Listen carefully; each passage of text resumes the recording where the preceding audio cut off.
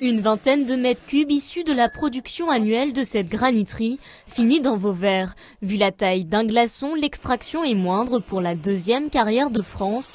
Mais l'originalité du produit ne déplaît pas aux fournisseurs de cette matière première. Ah oui, je pense qu'il y a la couleur et puis on s'aperçoit que finalement avec le granit on peut faire beaucoup de choses. On n'est pas vraiment cantonné que dans des secteurs particuliers et ça donne une bonne image au niveau du granit breton, donc c'est toujours très très intéressant, quoi. Un bleu unique au monde, si l'esthétique rend le granit de Lan-Hélin d'autant plus attractif aux yeux de la dirigeante d'On The Rocks, son choix s'est d'abord porté sur la Bretagne pour sa traçabilité et ses caractéristiques physiques.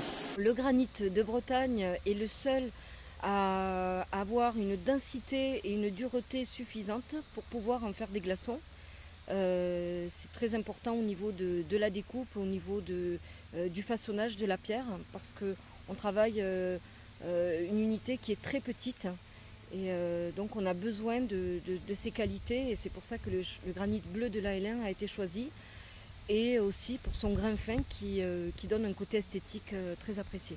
Un granit également choisi pour sa compatibilité alimentaire. Chaque bloc perdra environ 30% de sa masse lors de sa transformation avant d'être revendu soit directement sur Internet ou chez un caviste comme ici au cave du granit bleu. Le fait qu'il n'y a pas de relâché d'eau quand vous mettez un glaçon, vous avez évidemment cette eau qui va fondre et qui va faire monter, pas monter le niveau puisque ça n'est pas possible, mais qui va ajouter de l'eau au produit et donc changer le goût forcément, il va diluer, il y a une dilution qu'avec le granit qui est absolument insoluble.